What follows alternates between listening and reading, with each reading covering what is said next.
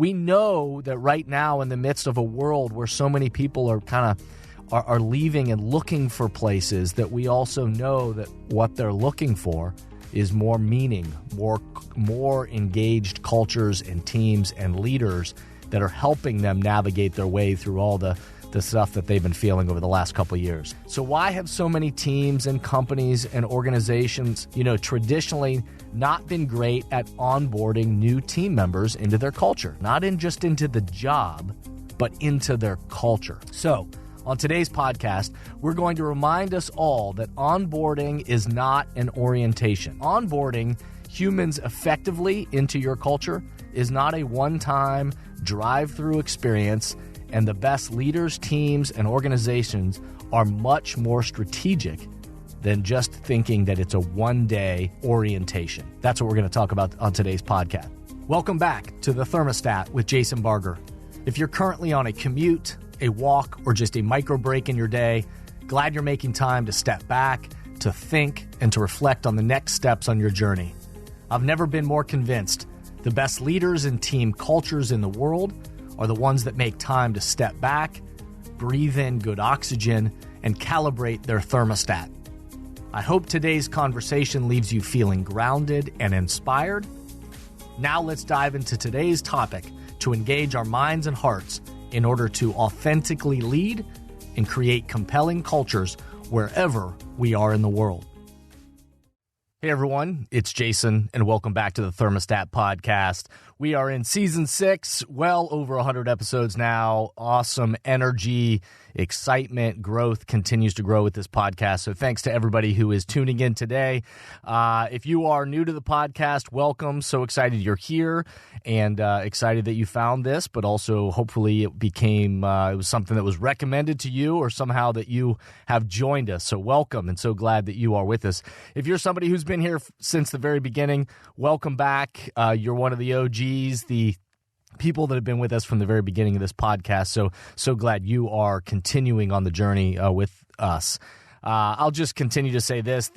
My hope with this podcast continues to be that this is a place, a space for you to step back, for you to think, and then also to be filled with some positive ideas and concepts and mojo for your own leadership and the culture that you are creating with the people around you. So I'm more convinced of this than ever, that authentic leadership and compelling cultures are needed more than ever in our world right now. So much disconnection, division between people, distraction, all of those things. We know that we need authentic leadership that gives us energy, that breathes life into people, and then creates cultures that are intentional and caring and authentic and performance results that matter and focused on improving and together aligning around a mission greater than ourselves. So excited that you're here. Before we dive into today, if you would do me a quick favor, if you'll just take 1 minute, one quick minute, and of course, rate this podcast 5 stars. If you will leave a nice review, those ways, whether I like it or not, and I hate that I always have to ask for this, but that's the way that the podcast is more accessible to people. It helps people find it, helps amplify the messages of this podcast. So thank you to everybody that takes the time to rate it, to review the podcast, and then also to think about the people in your life and work that ought to be a part of these conversations, to share it with them, share it on social media, whatever that is to help amplify these messages. So thanks to everybody who takes the time to do that. I appreciate that more than you know. We've been talking on this podcast a lot about the current realities in the workforce. 30 million people and growing resigned, in the last 12 months from their work, of course, related to what is being referred to as the Great Resignation that we've been talking about. The average, the pace continues to be at about a 4 million people per month kind of pace that people have been resigning from their jobs. We've also know that research from the Center for Talent Innovation that when people feel like they belong at their work, when they feel like they belong, they're more productive, they're more motivated, they're engaged and 3.5 or 3.5 times more likely to contribute their fullest potential. So, there's a myriad of reasons why people have been leaving jobs, but all the research continues to point us to that people are looking for more meaningful cultures. And they keep saying to us, I want to be a part of a place where I am engaged. And certainly this research from the Center for Talent Innovation is backing that up as well, saying that people want to feel like they belong at their place of work. And when they feel that way, the ROI leads to higher levels of productivity. They feel more motivated. They're more engaged, which leads to 3.5 times, more likely to contribute their gifts, their strengths, and reach their fullest potential. So, Gallup tells us that employees who are engaged, that means their mind and their hearts are tuned in and engaged and connected to the mission and the culture of the organization, which doesn't mean that, the team or the organization, that it's all puppy dogs and ice cream and only positive things. There are, of course, challenges and obstacles in every team and organization, but what Gallup points to is that employees who are engaged, their mind and heart are in tune, and they feel like they are a part of the culture and they are contributing to the mission greater than themselves, then they're anywhere between 2 to 5 times more likely to hit targets, to win over customers and team members and be a part of a culture that is, gets recognized as kind of a best place to work. So we know that right now, in the midst of a world where so many people are are leaving and looking for places, that we also know that what they're looking for is more meaning, more engaged cultures and teams and leaders that are helping them navigate their way through all the stuff that they've been feeling over the last couple of years. So we know all of this cognitively. I don't think this is hard for us to wrap our brains around cognitively. So why have so many teams and companies and organizations, traditionally not been great at onboarding new team members into their culture? All of these things that we know about engaging with people and that it's important to have a positive first impression and all of those things that we know in our minds cognitively, why is it that so many teams and companies and organizations traditionally haven't been all that good about onboarding new team members into their culture, not just into the job, but into their culture? So on today's podcast, we're going to remind us all that onboarding is not an orientation.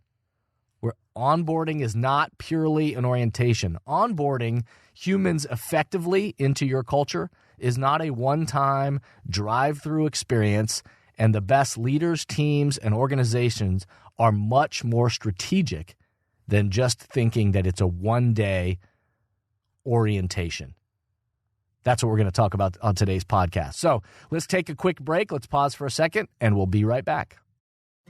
Many teams and organizations right now are realizing that they need to do both.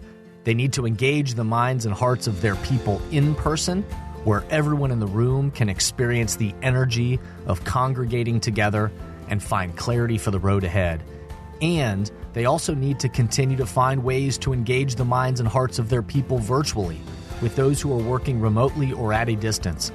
So, if you are in the process of planning your next team meeting, company all-hands event, conference, or culture summit, and are looking for support with a powerful keynote speech, facilitated team conversations that are the currency for change, or deeper development on leadership mindset and an intentional strategy for the culture you're trying to create, I hope you'll contact us at jasonvbarger.com, jasonvbarger.com. It is my privilege and our honor to partner with great people to provide support in these areas. We want to breathe oxygen into your leaders and throughout your organization so you can set the temperature you want for your culture. We look forward to connecting with you soon. I've referenced and also had as guests on my podcast, a previous episode, which you should go back and listen to, by the way, if you'll go back and find it, but where we talked with Tamara Miles and Wesley Adams, who are researchers, but also great people and doing great work in the world. They did research focused on the 10 principles of meaningful cultures. You may remember that episode that I did on the podcast. Again, great interview that I had with Tamara and Wesley about this research around these 10 principles of meaningful cultures, as they studied exemplar organizations across industries, they saw many common themes. And of those 10, we're not going to, again, I encourage you to go back and listen to that conversation with them, because it was engaging and a wonderful conversation about these kind of key principles. But today on the podcast, we're going to focus on 2 of the key principles that are related to this idea of onboarding. So the 2 key principles that they pointed out, 2 of the 10, again, one is that a key principle to building a meaningful culture is to what they refer to as make a strong first impression. And then another key principle is encourage collective ownership of the culture. So make a strong first impression. That's one of the 10 principles of meaningful cultures. And the second is encourage collective ownership of the culture. Research shows that making a strong first impression is critical and not a one-time thing. It's connected to a much longer or onboarding strategy into ownership of the culture. So traditionally, many teams and organizations, of course, we've known this. We know that everybody, our parents told us this early on in life, that, a first impression is a strong thing, that you never get a second chance to make a first impression. We've heard that for years. And the same thing is true in our organizations, that making a strong first impression is critical to their onboarding into the culture. But it's not just a one-day thing, and that's where I want our focus to be for today, because so many teams and organizations have thought of onboarding as just a one-day, quote-unquote, orientation, that once you've been hired, you come to one day where in one day you learn things about the company and you are, quote unquote, oriented into your job. And then, oftentimes organizations, unfortunately, have kind of said, okay, well, we checked that box. We've done that. The person now has been oriented to our company, and then it's kind of sink and swim. So day 2 comes for the employee, and it's now them navigating their way through. And they think, well, we onboarded them. Well, the reality is that's not enough. A one-day orientation is a great idea. A one-day orientation can be very effective. But the reality is I want us to think about the onboarding experience as much deeper and longer than that, and that it's connected to a much longer onboarding strategy that brings the employee or the team member into ownership of the culture. So too many places we've seen that kind of one-day orientation, and then that we're going to quote unquote tell them everything that they need to know, and then it becomes way too focused on telling them rather than building a relationship and inviting them into the culture. And so the reality is we need to remind ourselves of some of these important reminders or tips as it relates to onboarding and a longer onboarding strategy. A strategy, again, that's longer in nature, and realizes in order to onboard somebody into our team organization, we got to take a longer view, and we got to bring them into collective ownership of the culture. We can't just tell them, hey, you should. We need to invite them and show them and participate in building that relationship so that an outcome of the process is that collective ownership of the culture. So here are a few reminders or tips for us as we think about elongating that onboarding experience. One, the first impression begins well before the first day. Well before the first day. So oftentimes places have thought of it as orientation is that first day, and we've got to build a great first impression on that first day. Well, of course, that is important, and you want to build a first impression on that first day. But the reality is your first impression starts well before that first day that the employee shows up to work or shows up for the first team meeting. Your digital footprint, what they know of your company, the brand or of your team, the rumors they've heard about your team, your leadership, your company, all of that is a part of their first impression with your company.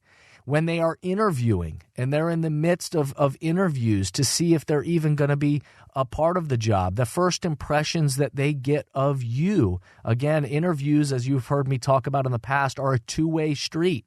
So their first impression of you is oftentimes in those interviews. How are you handling them? What's the process? What's the focus and the intention? How are you treated? And is there a two-way kind of participatory experience?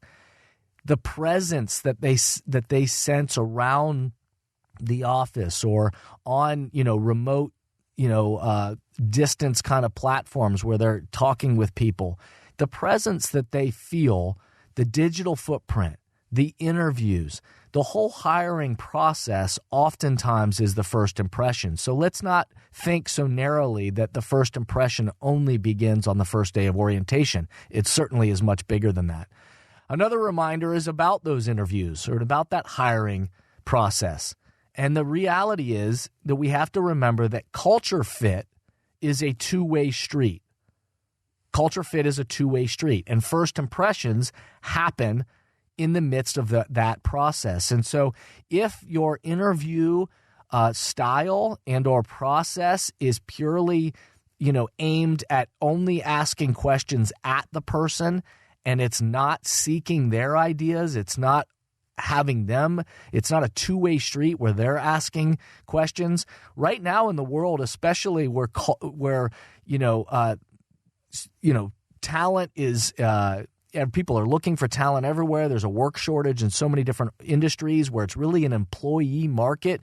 Again, in the midst of this great resignation, where again, I've talked about that culture is your greatest competitive advantage, where employees, if they don't like what they're seeing or feeling or experiencing as a part of your culture, they'll go someplace else. So more than ever, this has always been true, but more than ever, really the prospective employee or team member, the interview process is as much for them to get a feel for you all and to make sure that it's a cultural fit. And anybody looking for a new job, I advise them in that way too, is make sure that you are interviewing the company as much as the company is interviewing you. So the culture fit is a two-way street, and those first impressions happen in the midst of that process. And so make sure that you open that up so that it is a dialogue between the two of you, the company expressing the desires of the future culture they're trying to create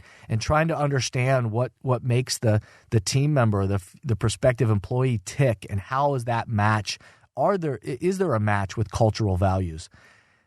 The third reminder or tip that I'll share is that orientation, that quote unquote orientation, should be a kickoff to an onboarding path of development. So again, let's make sure we remember that orientation, the one-day kind of thing, is not onboarding.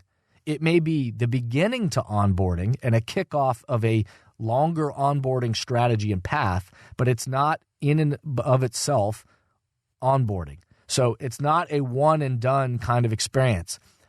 Also, we've got to allow space in the midst of the orientation, not just to talk at people.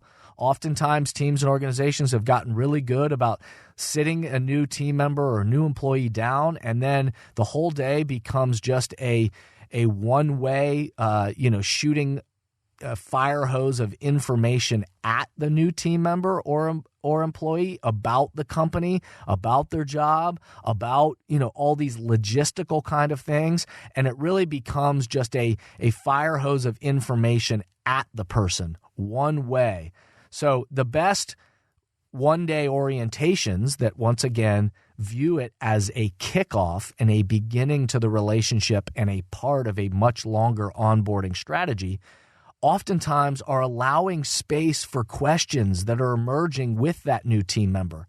It's being able to, which I'm going to talk about here in just a second, but it's beginning the conversation around culture and values and really engaging of not just what the new team member or employee is going to do in their new role, but how we hope to do it as a part of a team member and an employee is a part of this much bigger culture and this mission that's greater than us. So orientation is just a kickoff to that longer onboarding path of development. The fourth thing I'll bring up is that culture should be embedded into that day one. So again, I just alluded to this, but culture should be embedded into day one. But it's also an experiential experience along the way. where the new team member is brought into interactive dialogue. That's the key, interactive dialogue, not dialogue or at them, but dialogue with them around the values of the company, around the values of the team, and also talking about clearly not just that these are nice words. Again, you've heard me talk about not just great posters on the wall, but really talking about what do these values look like in action and behavior, and making sure that you're having two-way dialogue with the person about, this is how we hope to approach our job. So again, if culture is shaped by the way we think, act, and interact, it's really beginning that kind of embedding of the culture in that day one, again, connected to a much longer strategy, but also getting it interactive and a two-way dialogue around what does it look like in action and behavior and how we are committed to working together. And then I'll also remind you of the last two things I'll remind you of is, one, that onboarding strategy should have guideposts. Again, it's not just one-day orientation. It should have a longer onboarding strategy should have guideposts or check-ins, places where we're going to support the new employee, the new team member along the way, very intentionally. So yes, that begins, again, in the hiring process and their first impression, but also some of those guideposts. The orientation on day one is certainly one of them, but also what is the check-in, the touch base that's going to happen at the end of week one? What's going to happen at the end and the touch base and the interactive dialogue and development that happens at day 30? What happens for that new team member, that new employee at 3 months? What happens at 6 months? What happens at a year? What happens at their 3-year? Again, part of this is the most successful teams and organizations that I've been a part of and or observed or studied from afar is that they're very intentional about not only the touch points, the guideposts and check-ins that they're going to have with that employee experience along the way, but also very intentional development along the way. So we may introduce some of these concepts in the dialogue on day one, and we may check in at the end of week one to just see, hey, how are you settling in? Checking on them emotionally as a team member, employee, how you doing? What questions now do you have now that you've been here for a week?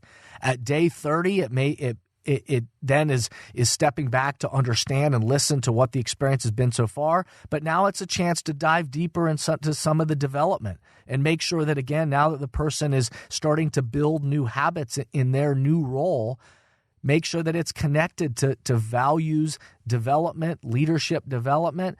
What does that look like, and how do we step back and assess how they're doing and where they are, and are they feeling supported? Do they have a mentor at the 3-month mark? What is it, a goal at 6 months? How do we celebrate a year anniversary, and so on and so on? The best onboarding strategies set up guideposts or check-ins at these very intentional and specific spots along the employee experience timeline, so that, again, we realize that onboarding somebody into your culture where they create, experience and outcome is a collective ownership of the culture, and we build new and intentional habits with them along the way, that we do that over a longer period of time. The last thing that I'll remind us of about a reminder tip about onboarding is that onboarding is the responsibility of all. It's not just the employee, and it's not just the manager, and it's not just the HR team that's leading the day one orientation. That the best teams and organizations have a mindset that onboarding is the responsibility of everyone. We all have collective ownership of the culture.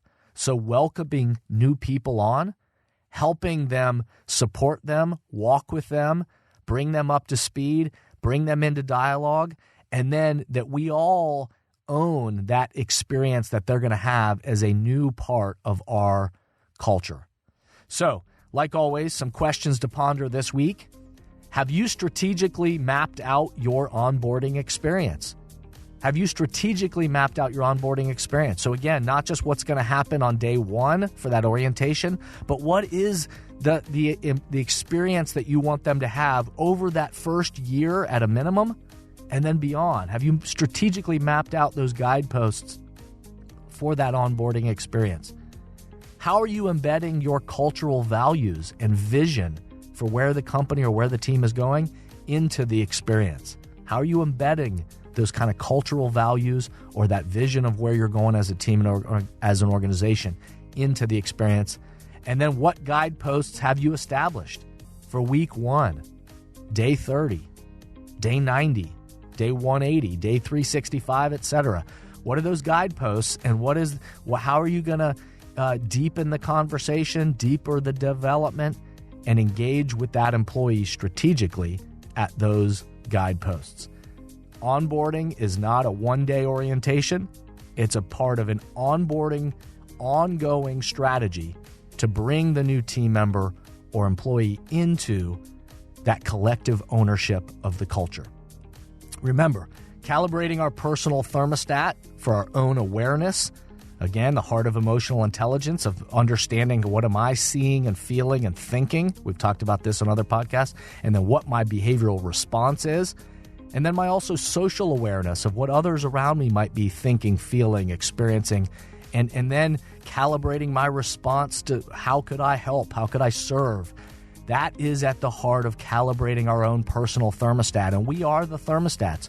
Our own internal temperature sets a temperature externally for others based on our own response and our own behaviors. So good luck with setting your thermostat for, again, recalibrating it and thinking about how are you onboarding strategically new team members, new people into your team or your organization. I hope you'll continue to listen. We've got some exciting upcoming episodes. We've got a 3-part series coming about servant leadership characteristics. We're going to be breaking it down and diving into these kind of 3 different categories for servant leadership characteristics: awareness, vision, and impact. So stay tuned, and it's going to be a couple of great episodes coming your way. Remember, the best leaders, teams, and cultures on the planet stimulate progress by recalibrating their thermostats, aligning together on the strategy and the intentions of leadership and culture together. Thank you for listening to today's podcast, and I hope the messages and questions stimulate positive change along your path. As always, if these messages resonate with you and add value to your life, I hope you'll help amplify them throughout the world. Please rate, comment, and share on whatever podcast or social media platform you're using, and share this podcast with the people in your life or work who should be part of these conversations. That way, this spirit does, in fact, spread. If these messages or developing leaders and culture would be helpful to you and your organization, please contact us at jasonvbarger.com, jasonvbarger.com. And remember, we are all ambassadors for the culture we want to create in our life and work. We have to own the vision we want to be a part of. The future of leadership is you, is me, is us. Be a thermostat.